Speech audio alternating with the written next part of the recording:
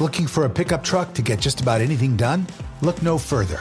The Chevy Silverado EV isn't just the most powerful Silverado ever, with next-level towing capability and technology. It also offers game-changing versatility with the available multi-flex midgate and tailgate, which means Silverado EV helps you carry large, bulky, and oddly shaped items up to nearly 11 feet in length. Chevrolet. Together, let's drive.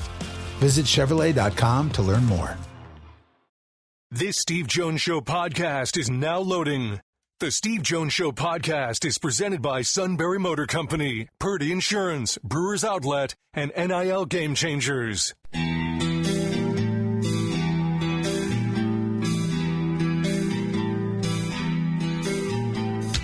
Bringing you an in-depth look at Penn State sports and more. This is the Steve Jones Show on News Radio 1070 WKOK.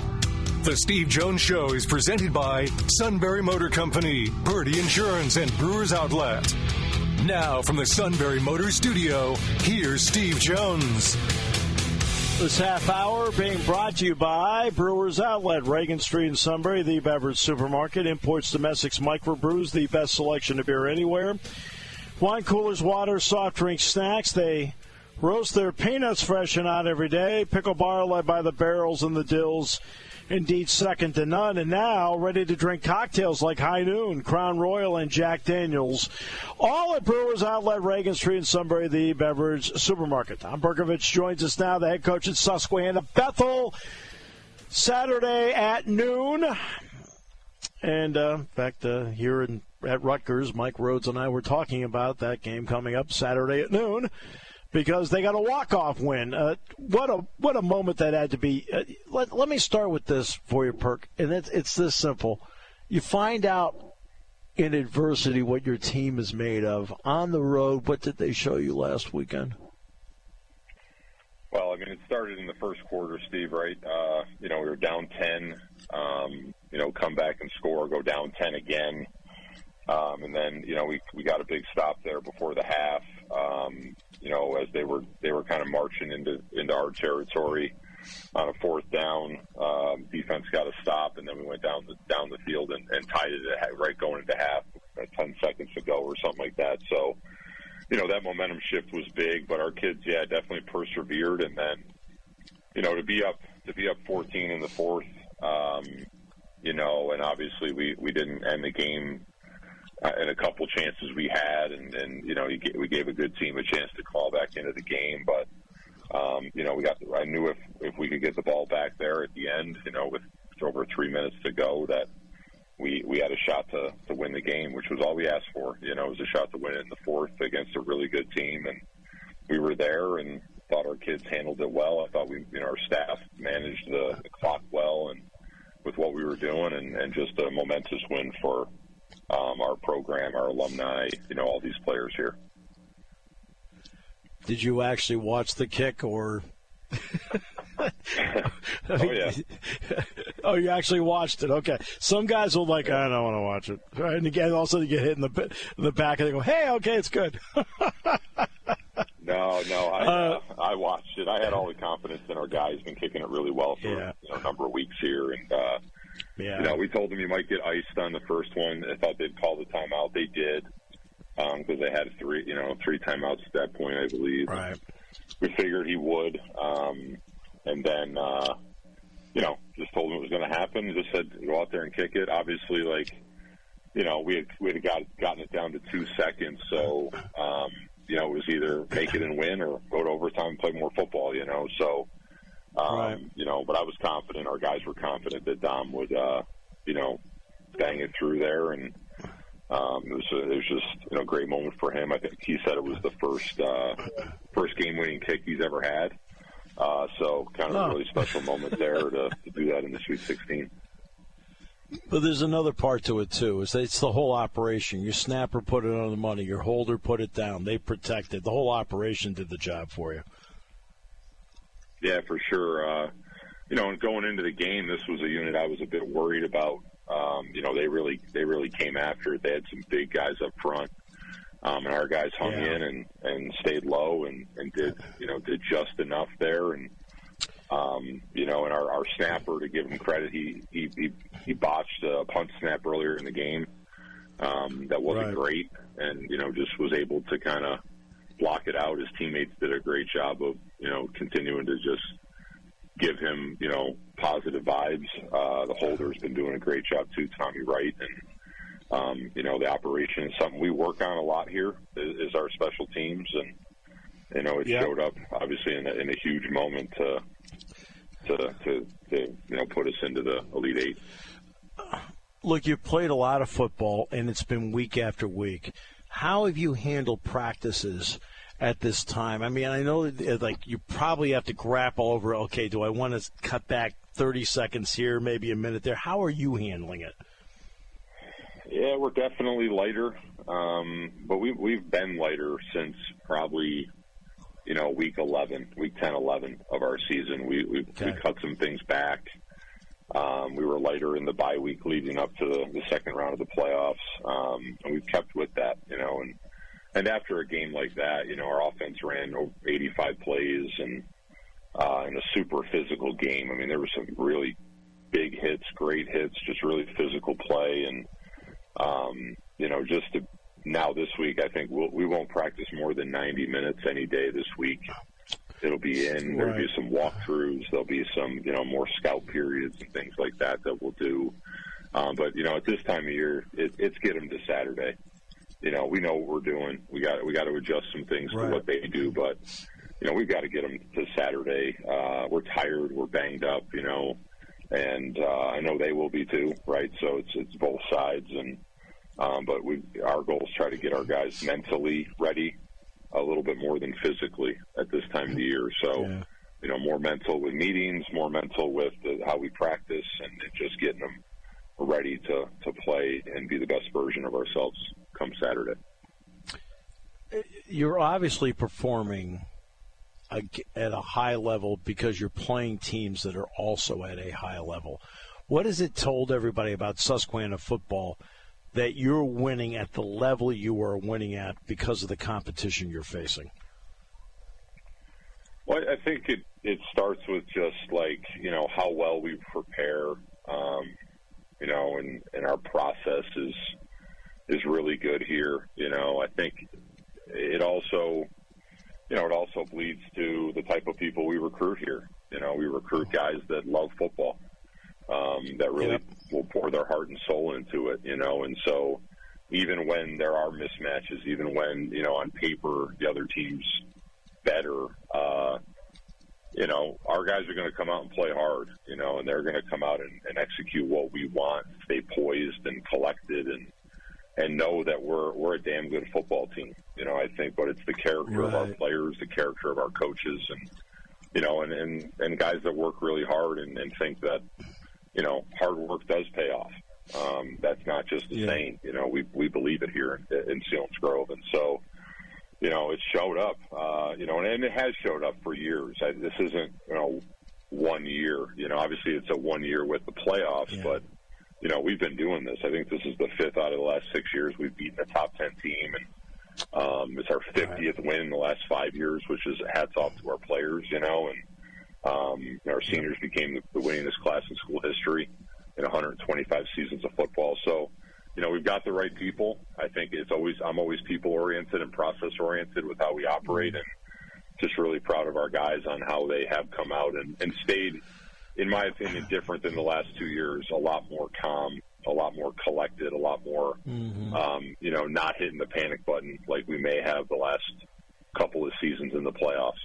We got it under our belt. There is a process to things, and just really proud of our guys and staff on how we've been able to get through that.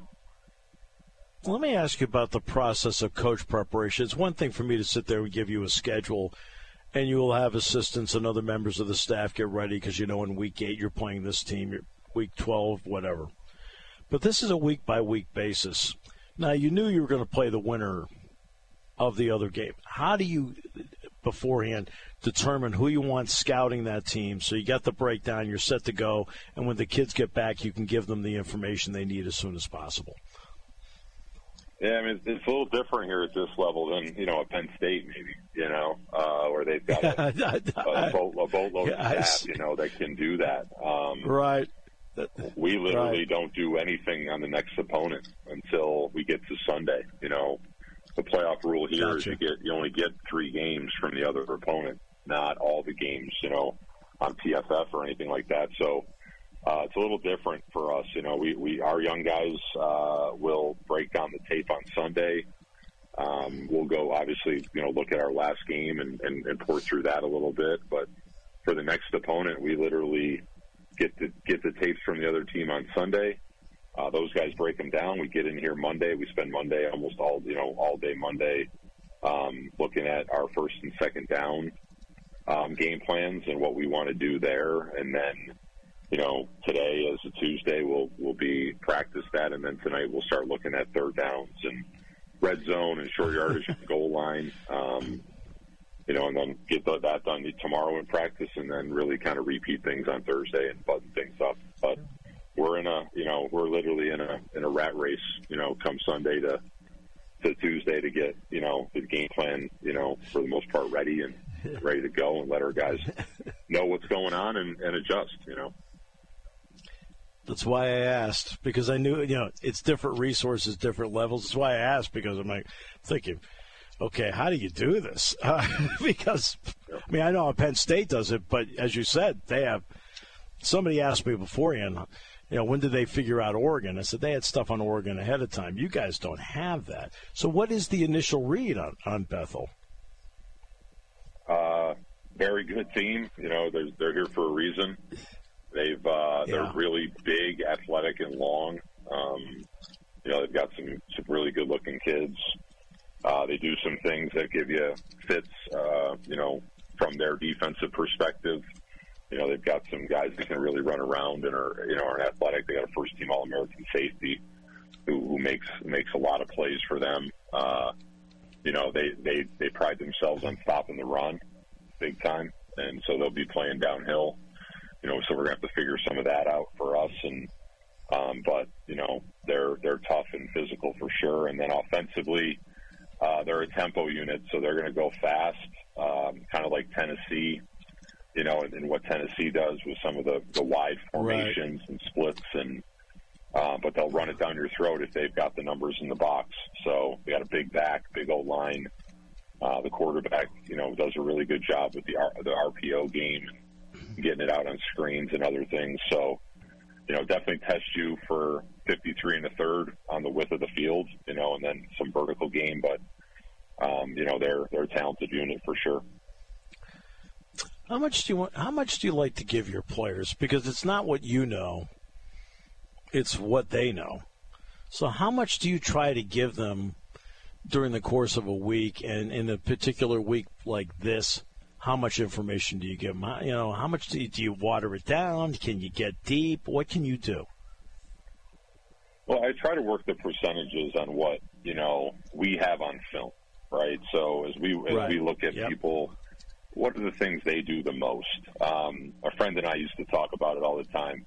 Don't coach the 5%, right? So don't try to go down the rabbit hole of the one time they ran this or the one time they ran this. And, you know, I think you start to confuse the players, or you start to adjust to a clip that, you know, could have been a total bust by the other team, right? So, you know, so we try to talk about the main things they do, you know, the high percentage, you know, fronts and stunts and blitzes, or here's the top pass concepts and, you know, run concepts from a defensive standpoint. So we try to keep it there as much as we can, and I think we've done a better job of that this year than maybe any other year I've coached. Is just trying to give them the meat and potatoes, and here's what they're going to do. And then our staff has done a really good job of trying to, like, not chase the ghost that you can, or not overthink. Yeah. But then, you know, when Saturday comes, if there is a wrinkle, hey, how are we going to adjust to that wrinkle? You know, that would be the one thing I would say about the sideline iPad systems that were approved for everyone this past year. Yep. That has helped from an in-game adjustment standpoint immensely. Instead of waiting until Sunday to see that you missed something, you know, or you know, you thought you were seeing this, but it really was this, or this guy was making this mistake. You can see it in real time and make those adjustments, and I think that's something that we've we've leaned on, and it's helped immensely for our staff to make those adjustments when they give us something new on game day. Yeah, it's interesting you say that, because I remember Penn State, this was a basketball reference, and they were getting ready to play Ohio State, and in the scout, he says, now they ran this play 2 years ago. It's a great play for them, but they haven't run it all year. And my first thought was, this group is not going to absorb that. They're like, what? They're not going to. I just got to turn around. I don't think so.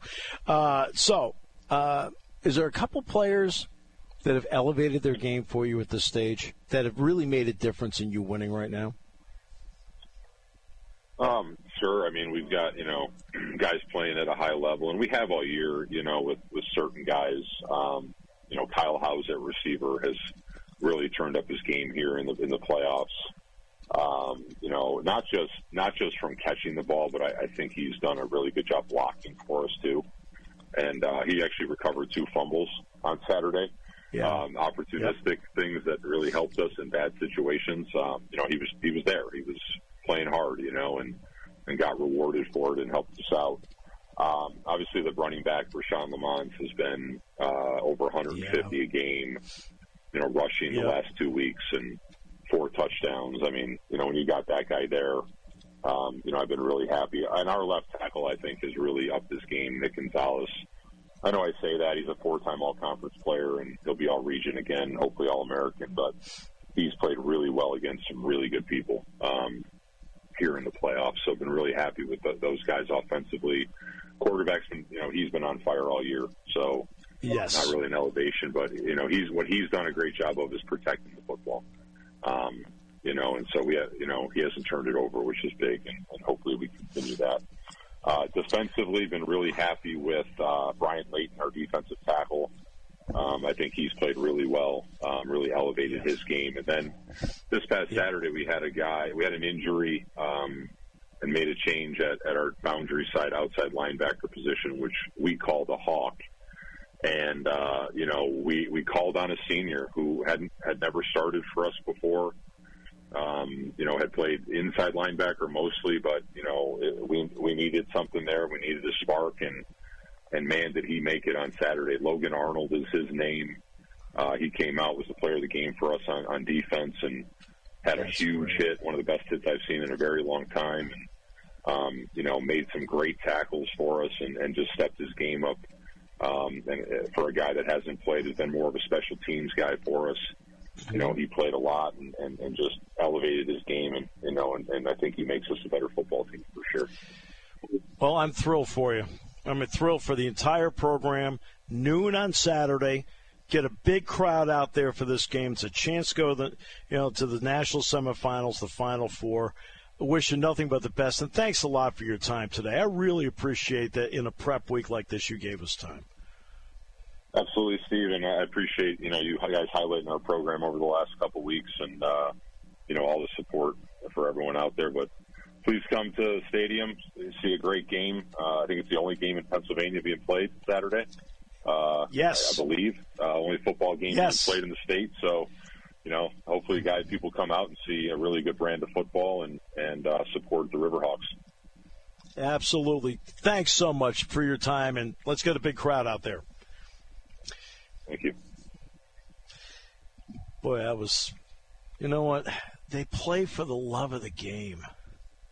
We talk about the love of the game. These guys, they love to play football. They're not there. There's no NIL, things like that. They just play because they love to play football. Man, it's great. Go on out and support them. Noon on Saturday. We'll wrap it up in a moment on News Radio 1070 WKOK.